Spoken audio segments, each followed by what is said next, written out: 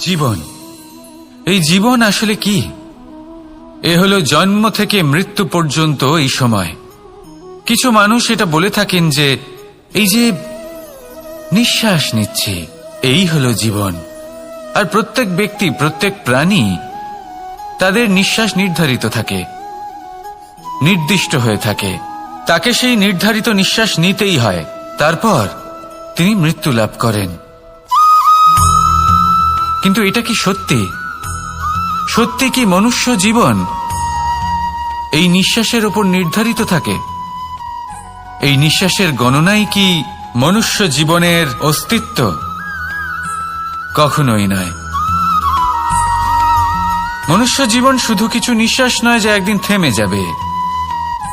মনুষ্য জীবন হলো সেই নিঃশ্বাসের মধ্যেকার সেই সময় যা দেখে অন্য কারোর নিঃশ্বাস স্তব্ধ হয়ে যেতে পারে।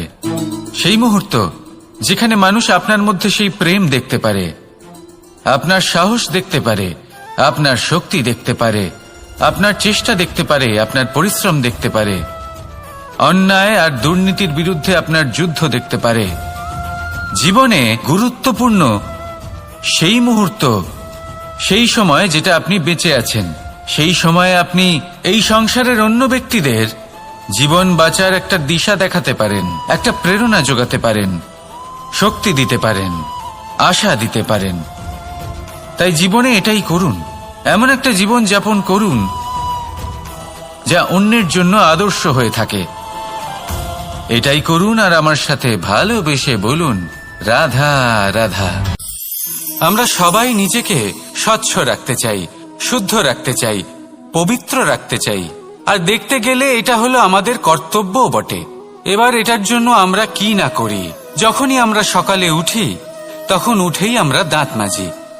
দিনে যখনই আমরা সময় পাই কিছু সুগন্ধি খাদ্য খাবার চেষ্টা করি যাতে আমাদের মুখ থেকে দুর্গন্ধ না আসে, বরং সুগন্ধ আসে। এই পা দুটো আমরা শুদ্ধ রাখার জন্য, পবিত্র রাখার জন্য যখনই আমরা বাড়ির বাইরে যাই পাদুকা পায়ে দিয়ে যাই, আর যখন ফিরে আসি আমরা জল দিয়ে পা ধুয়ে নিই। মনে রাখবেন, সেই ব্যক্তির মুখ হলো সব থেকে বেশি পবিত্র যে মুখ দিয়ে ঈশ্বরের নাম নেওয়া হয়, যার বাণী হলো অত্যন্ত শুভ, যা মানুষের পথ প্রদর্শন করে, যা মানুষকে শান্তি দেয়। যদি এই হৃদয়কে আপনি পবিত্র করতে চান তাহলে মানবতাকে বুঝতে হবে, মানুষের দুঃখগুলিকে বুঝতে হবে, তবেই এই হৃদয় পবিত্র হবে। এই পা দুটো যদি আপনি পবিত্র করতে চান তাহলে কোনো তীর্থস্থানে যান। ওখানে হয়তো আপনি জানেনও না যে কতজন সৎপুরুষ, কতজন মহাপুরুষ এসেছেন। তাদের চরণের ধুলো সেখানে পড়েছে যা আপনার চরণ শুদ্ধ করে তুলতে পারে।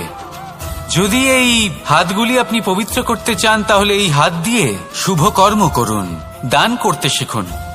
আর যদি এই আত্মা আপনি পবিত্র করতে চান, একটাই বিকল্প আছে, প্রেম, শুদ্ধ নিঃস্বার্থ প্রেম। এই প্রেম বিতরণ করতে থাকুন, আপনি শুদ্ধ থাকবেন, পবিত্র থাকবেন। আসুন আমার সাথে ভালোবেসে বলুন, রাধা রাধা।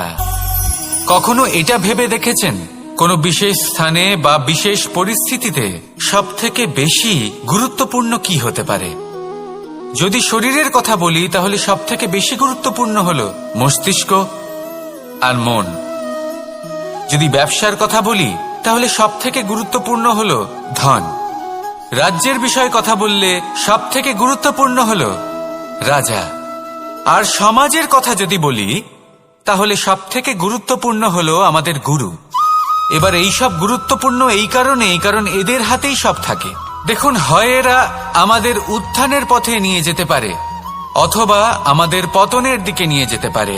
এবার যদি কোনো অসামান্য রাজা হন যিনি কিনা সত্যবাদী, যিনি একজন ভালো রাজা, তাহলে তিনি সেই দেশকে, সেই রাজ্যকে বিকাশের পথে নিয়ে যাবেন, আর নয়তো অন্ধকারের পথে নিয়ে যাবেন। যদি এবার গুরুর কথা বলা হয় তাহলে জেনে রাখুন, গুরু যদি শ্রেষ্ঠ হন তাহলে সংস্কৃতির সর্বশ্রেষ্ঠ স্তরে উনি এই সমাজকে নিয়ে যাবেন। যদি গুরু পাখণ্ডী হন, লোভী হন, লালসাগ্রস্ত হন, তাহলে এই সমাজেও এই পাখণ্ডতা, এই লোভ, এই লালসাই প্রকাশিত হবে। ঠিক এইভাবেই জীবনে, মানুষের জীবনে প্রেমেরও এক গুরুত্বপূর্ণ স্থান রয়েছে। যদি মানুষের মনে প্রেম থাকে তাহলে ধরে নিন সে জীবিত রয়েছে, আর যদি না থাকে তাহলে সে মৃতই প্রায়। যদি রাধা কৃষ্ণের বিষয়ে কথা বলবো কৃষ্ণের জীবনে যদি রাধা থাকে তাহলেই কৃষ্ণ হলো কৃষ্ণ, আর যদি রাধা না থাকে তাহলে কৃষ্ণ হলো যে কোনো পশুরই সমান। আসলে পশু থেকে মানুষ হওয়ার এই যে যাত্রা, এর আধার হলো প্রেম। এই প্রেমকে মনে জাগ্রত করে রাখুন আর আমার সাথে ভালোবেসে বলুন, রাধা রাধা। প্রেম, এই প্রেম আসলে কি? বেশিরভাগ মানুষই বুঝতে পারেন না, কিন্তু এটাতে তাদের কোনো দোষ নেই, কারণ তাদের কাছে প্রয়োজনীয় জ্ঞানই নেই। এবার প্রেমের বিষয়ে আজ আমি একটা ছোট্ট কথা বলতে চাই। আপনি দেখবেন কিছু মানুষ যখন কাউকে ভালোবাসেন তখন তাদের মনে হয় সেই ব্যক্তির ওপর ওনার অধিকার রয়েছে। এবার সেই অধিকারের বোধে ফেঁসে গিয়ে নিজেই ক্রুদ্ধ হয়ে বসেন যে ও আমার কথা মনে করল না, ওর স্মৃতিতে আমার কোনো স্থান নেই, ও আমার সাথে কথাই বলতে ভুলে গেছে, ইত্যাদি ইত্যাদি অনেক কারণ হতে পারে। আমি আপনাকে একটা প্রশ্ন করি, এই যে স্মৃতিগুলি, এটাই কি ভালোবাসা? কখনোই নয়।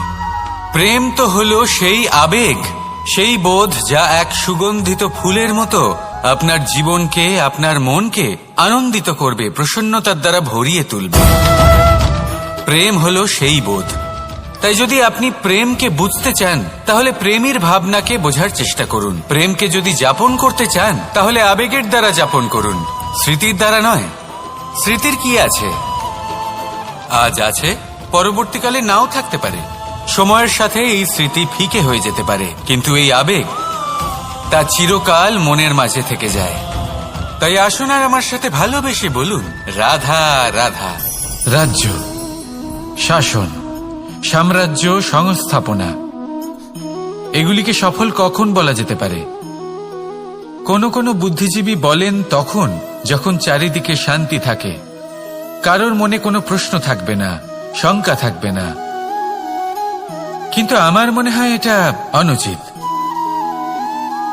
কোন রাজ্যের পক্ষে বা কোন শাসনকালে সবথেকে বড় সংকট তখন আসে যখন সবথেকে বেশি যোগ্য ব্যক্তি বা সবথেকে বেশি বিদ্বান ব্যক্তিও শুধু মুখদর্শক হয়ে বসে থাকেন। মনে প্রশ্ন আসতে থাকে কিন্তু জিজ্ঞেস করেন না, শঙ্কা উৎপন্ন হয় কিন্তু ব্যক্ত করতে পারেন না। এটা খুবই অনুচিত।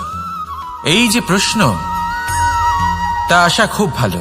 এই প্রশ্ন অকারণে আসে না, কোনো সমস্যার কারণেই আসে। এই প্রশ্নের দ্বারা আপনি সেই সমস্যাগুলি দেখতে পাবেন যাতে আপনি এতদিন অনভিজ্ঞ ছিলেন। আর যত প্রশ্নের নিবারণ আপনি করবেন ততই আপনার রাজ্য, আপনার শাসন আরো শ্রেষ্ঠ হয়ে উঠবে। এই প্রশ্ন, এই শঙ্কা, এগুলো আপনাকে সমাধানের চূড়াতে অবশ্যই নিয়ে যাবে। সেই জন্য না প্রশ্ন করা অনুচিত, আর না শঙ্কা ব্যক্ত করা অনুচিত, আর না তিনি মূর্খ যিনি প্রশ্ন করেন, শঙ্কা ব্যক্ত করেন। তাই এনাদের কখনো দূরে করে দেবেন না, এনাদের নিজস্ব মতামত রাখতে দিন। যখন সবাই মিলে একমত হবেন তখন নিশ্চিত রূপে বলা যায় যে এই রাজ্য, এই শাসন, এই সংস্থাপনা সাফল্যের শিখরে রয়েছে। তাহলে আসুন আর আমার সাথে ভালোবেসে বলুন, রাধা রাধা। প্রকৃতি, নিয়তি কখনোই কারোর সাথে পক্ষপাত করে না, প্রত্যেককে জীবনদান দেয়, সমান সুযোগ প্রদান করে। এটা সেই ব্যক্তির উপরে নির্ভর করে যে সে কিভাবে তার থেকে লাভবান হয়ে উঠবে।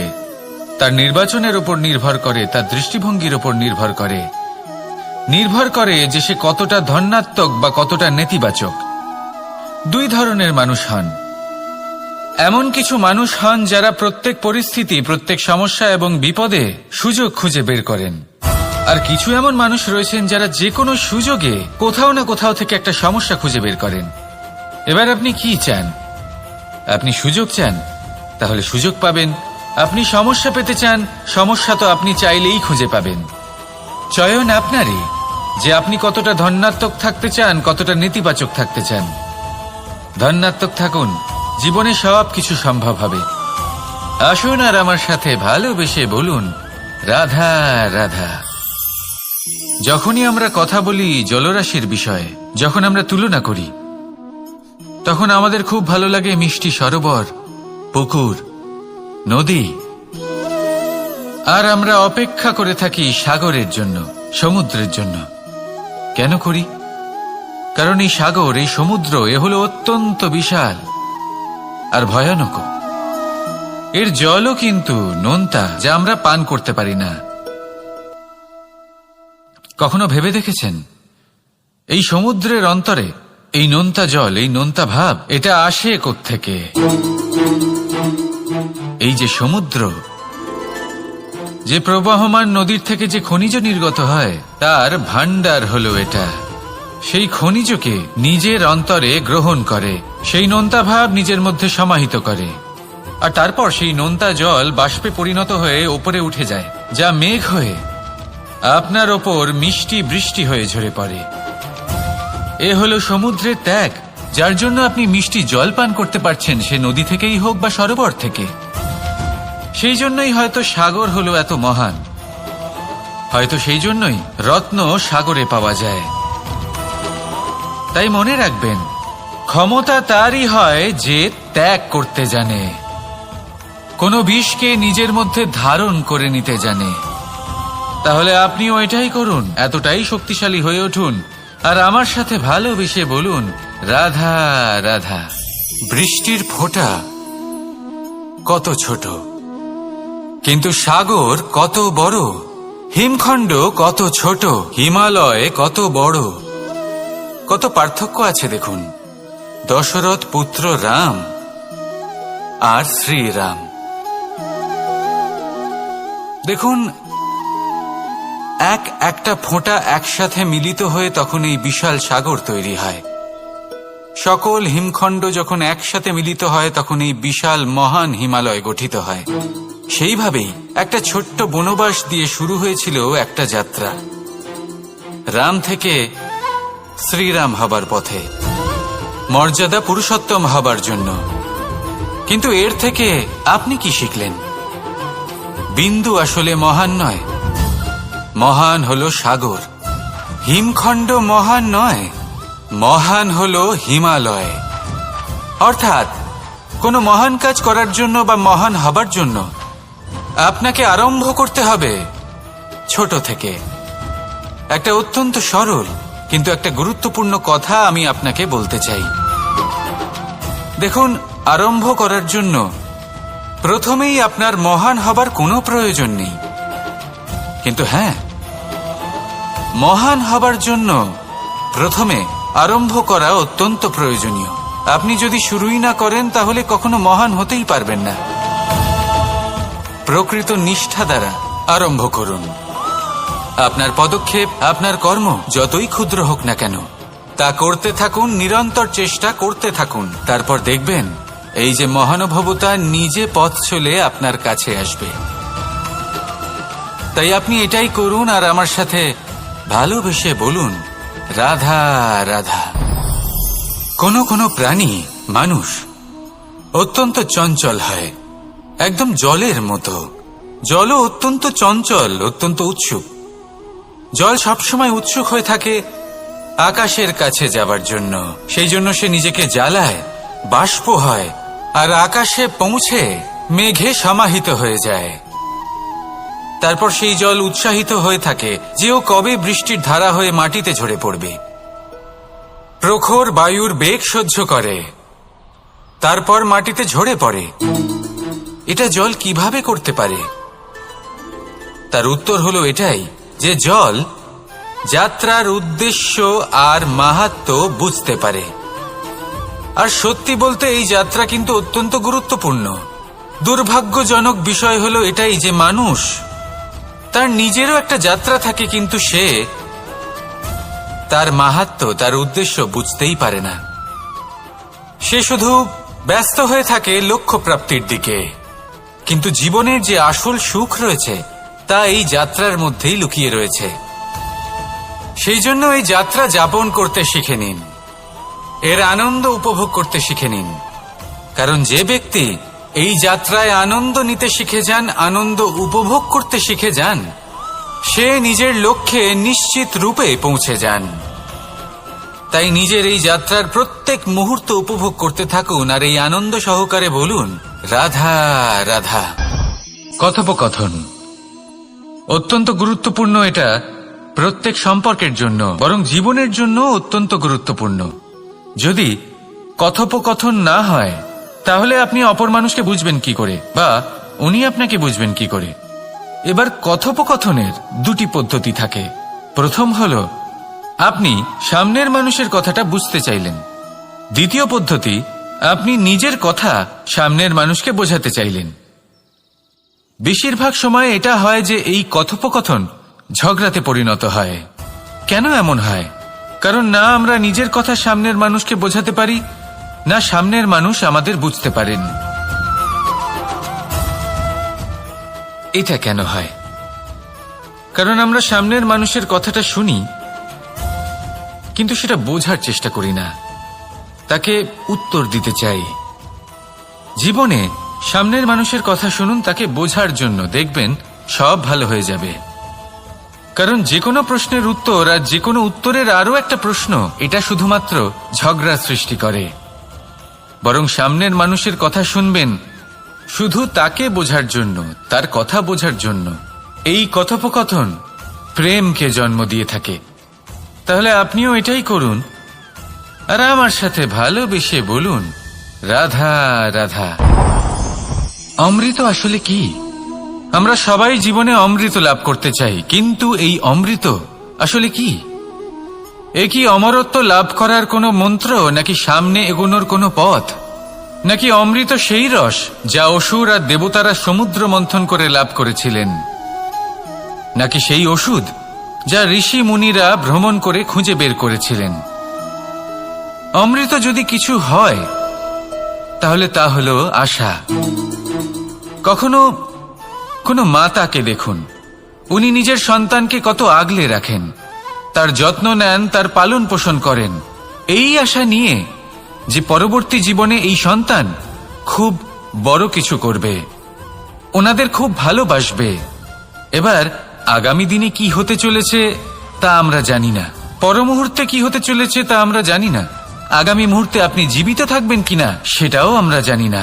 কিন্তু আমরা অনেক বছরের পরিকল্পনা বানিয়ে ফেলি, সেটা অবশ্য মন্দ নয়। দেখুন, জীবন যাপন করার এই আশা, এটাই ভবিষ্যতের আধার হতে পারে। তাই এই আশা হলো গুরুত্বপূর্ণ, তাই একে নিজের সাথেই রাখুন। কথায় আছে যে যে ব্যক্তি নিরাশ হয়ে পড়েন, যার মধ্যে কোনো আশা বাকি থাকে না, তিনি হয়তো বেঁচে আছেন কিন্তু একটা মৃত জীবন যাপন করছেন। তাই এই আশার সঙ্গ কখনো ত্যাগ করবেন না, একে চিরকাল নিজের সাথেই রাখুন। জীবন আনন্দময় হয়ে উঠবে, আর এই হৃদয় তা ভালোবেসে বলবে, রাধা রাধা। মানুষের সবথেকে বড় শক্তি কি? তার বাহুবল, অর্জন করা ধন, নাকি তার পেছনে দাঁড়িয়ে থাকা তার সমর্থক বা প্রশংসকদের দল, নাকি ঈশ্বরের আশীর্বাদ? সেটা কি? মানুষের সবথেকে বড় শক্তি হলো একটাই, আর তা সকলের মধ্যে আছে, আর তা হলো তার নিজের অস্তিত্ব, যা অন্য কারোর মধ্যে নেই। সংসারে অনেক লোক রয়েছেন, কিন্তু কেউ আপনার মতো নন। এটা হলো আপনার শক্তি, এ হলো আপনার নিজস্ব শক্তি। দুর্ভাগ্যবশত বেশিরভাগ মানুষ এটা বুঝতে পারেন না, নিজের শক্তিকে চিনতে পারেন না। কিন্তু যদি আপনি চিনতে পারেন, তাহলে আপনি নিজের অন্তরে অনুভব করবেন একটা অসীম শক্তির অস্তিত্ব। যে সাফল্যের পথে আপনি চলছেন, আপনি দেখবেন যে এই সাফল্যের দ্বার নিজে থেকেই খুলে গেছে। শুধু প্রয়োজন হলো নিজের এই শক্তিকে চিনে নেবার, নিজের এই বিশেষত্বকে বোঝার। কারণ এই যে আপনার বিশেষত্ব, এ কোনোদিনও আপনার থেকে দূরে চলে যাবে না, চিরকাল আপনার সাথে জড়িত থাকবে। যদি আমি বাহুবলের কথা বলি, সময়ের সাথে সেটা চলে যাবেই। যদি কথা বলি অর্জিত ধনের, তাহলে সময়ের সাথে সেটাও চলে যাবে। মিত্র, পরিবার, বন্ধু, আশীর্বাদ, এই সবকিছু আপনার থেকে দূরে চলে যেতে চলেছে, সেটা আপনিও জানেন। কিন্তু এই যে আপনার অস্তিত্ব, আপনার বিশেষ শক্তি যা শুধু আপনার সাথে আছে, তা চিরকাল আপনার সাথেই জুড়ে থাকবে। দরকার হলো শুধুমাত্র এটা চিনে নেওয়ার, নিজের উপর বিশ্বাস রাখার আর জীবনে এগিয়ে চলার। আপনি যদি এটা করেন, তাহলে সবাই এটা দেখে আপনার থেকে শিক্ষা নেবেন। তাহলে এটাই করুন আর আমার সাথে ভালোবেসে বলুন, রাধা রাধা।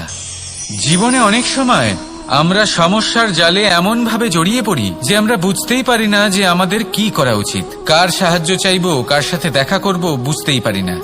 অনেক সময় এমন হয় যে সমস্যা আমাদের থেকে শুরু হয় না, অন্য কারোর থেকে শুরু হয়। অনেক সময় এই সময় এমন খেলা খেলে যে আপনি সেই সমস্যায় ফেঁসে যান। কিন্তু সমস্যা যেখান থেকেই শুরু হোক না কেন, সেই সমস্যার সমাধান আপনাকে করতেই হবে। অনেক সময় মানুষ এমন বলেন, আমার অতীত এত বাজে, সেটা শুধরে কি হবে? এই ভুলটাই তারা করে বসেন। দেখুন, আগে যা হয়ে গেছে, যা শুধুই অতীত, যা সত্য তা কখনো বদলানো যাবে না। কিন্তু এটাও সত্যি যে এখন থেকে সামনের যে পথ, সেটাও আপনার হাতে রয়েছে। আপনি একে ভালোও বানাতে পারেন, খারাপও বানাতে পারেন। তাই আপনার এটা শুধরে নেওয়াই উচিত।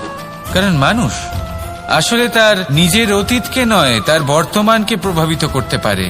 এই বর্তমানই পরবর্তীকালে অতীত হবে, যা আপনি শুধরে নিতে পারেন। তাই আপনি সেই চেষ্টাই করুন, নিরন্তর চেষ্টা করুন। ধন্যাত্মক দৃষ্টিভঙ্গি নিয়ে নিজের বুদ্ধি প্রয়োগ করুন, সাহসের সদ্ব্যবহার করুন, যাতে আপনার আগামী সময় আপনি আরো ভালো করে তুলতে পারেন। আপনার সমাপ্তি আর সমাপ্তির পথে এই যাত্রা, তাকে আপনি সুখময় করে তুলতে পারেন। তাহলে এটাই করুন আর আমার সাথে ভালোবেসে বলুন, রাধা রাধা। আমাদের এই বর্তমান আর ভবিষ্যৎকে সুন্দর করার উপায় কি? কেউ বলবেন, আজ নিরন্তর পরিশ্রম করতে থাকো, কর্ম এবং চেষ্টা করতে থাকো। তার থেকেও বেশি গুরুত্বপূর্ণ কিছু আছে, বিগত অতীতের সাথে শান্তি স্থাপনা করা। কারণ অনেক সময় আপনার এই অতীত আপনাকে সামনে অগ্রসর হতেই দেয় না। আর অতীতের এই বিতৃষ্ণা যদি আপনি ভুলতে না পারেন, তাহলে বর্তমানের এই মিষ্টি সুখ আপনি কিভাবে উপভোগ করবেন, ভবিষ্যৎকে কিভাবে সুন্দর বানাবেন?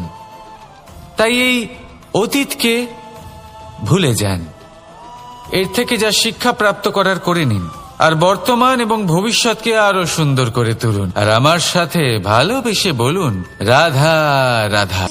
কথায় আছে যে নিজে করে দেখো, নিজে অভিজ্ঞতা প্রাপ্ত করো, নিজে শেখো, নিজে জানো। এতে কোনো কিছুই অনুচিত নেই। দেখুন, এমন নতুন কিছু করা যা আজ পর্যন্ত কখনো কেউ করেননি, তার থেকে যে অভিজ্ঞতা আসবে তা না শুধু আপনার জন্য বরং সবার জন্য লাভদায়ক হবে। যারা আপনাকে দেখে শিখছেন তাদেরও এতে লাভই হবে। কিন্তু সমস্যা কোথায় উৎপন্ন হয় সেটা আমি আপনাকে বলি। আমাদের জীবনকাল এতটাও বড় নয় যে প্রত্যেক কাজ করে আমরা অভিজ্ঞতা দ্বারা কিছু শিখতে পারবো। এবার ধরুন, এই যে আগুন গরম হয়, এটা জানার জন্য সংসারের প্রত্যেক মানুষকে আগুনে হাত দেওয়ার কোনো প্রয়োজন নেই। সংসারে অনেক লোক রয়েছেন, অনেক মহাপুরুষ ছিলেন, বিদ্বান লোক ছিলেন, বুদ্ধিমান লোক ছিলেন, যাদের অভিজ্ঞতা দ্বারা আমরাও শিখতে পারি। ওনাদের জীবনকে দেখে আমরাও অভিজ্ঞতা লাভ করতে পারি। যদি এটা করেন তাহলে জীবন আরো কিছুটা সরল হয়ে যাবে। নয়তো আমাদের কাছে তো বিকল্প রয়েছেই। আগুনে হাত দিয়ে দেখুন, সমুদ্রে ঝাঁপ দিয়ে দেখে নিন, অনেক বিকল্প রয়েছে। সিদ্ধান্ত আপনারই। তাই সঠিক সিদ্ধান্ত নিন আর আমার সাথে ভালোবেসে বলুন, রাধা রাধা। জীবনে যখনই আমাদের সামনে কোনো সংকট আসে, তখন আমাদের সামনে দুটো পথ খোলা থাকে। প্রথম পথ ভয়ভীত হয়ে যাওয়া, দ্বিতীয় পথ সাহসের সাথে তার সম্মুখীন হওয়া। এই দুইয়ের উদ্দেশ্য সমান, লক্ষ্য হলো সমান, আত্মসুরক্ষা, জীবন রক্ষা। কিন্তু ভয়কে দুর্বল মনে করা হয় আর সাহসকে আপনার বল বলে মনে করা হয়। কারণ হলো এটাই যে ভয় তা হলো শুধুমাত্র একটা প্রতিক্রিয়া, আর সেইখানে সাহস এটা হলো একটা নিশ্চয়, একটা প্রতিবদ্ধতা। আর যদি সাহসের সাথে আপনি সংকটের সম্মুখীন হন, তাহলে হয়তো সেই সংকট আপনি চিরকালের মতো দমন করতে পারবেন। কারণ বিপদ যখন আসে তখন সর্বপ্রথম আমাদের দ্বন্দ্ব হয় এখানে, মনে। সেই বিপদের সম্মুখীন আমরা এখানে হই। যদি এই হৃদয়কে, এই মনকে আপনি সাহসী করে তুলতে পারেন, তাহলে তাতে কখনো ভয় আসবে না। আর সেই বিপদের সম্মুখীন হওয়াও সরল হবে, জয়লাভ করাও সরল হবে। তাই নিশ্চিত রূপে সাহস হলো অধিক শ্রেষ্ঠ। জীবনে যখনই কোনো সংকট আসবে, তখনই সাহসের সাথে তার সম্মুখীন হন, আর আমার সাথে ভালোবেসে বলুন, রাধা রাধা।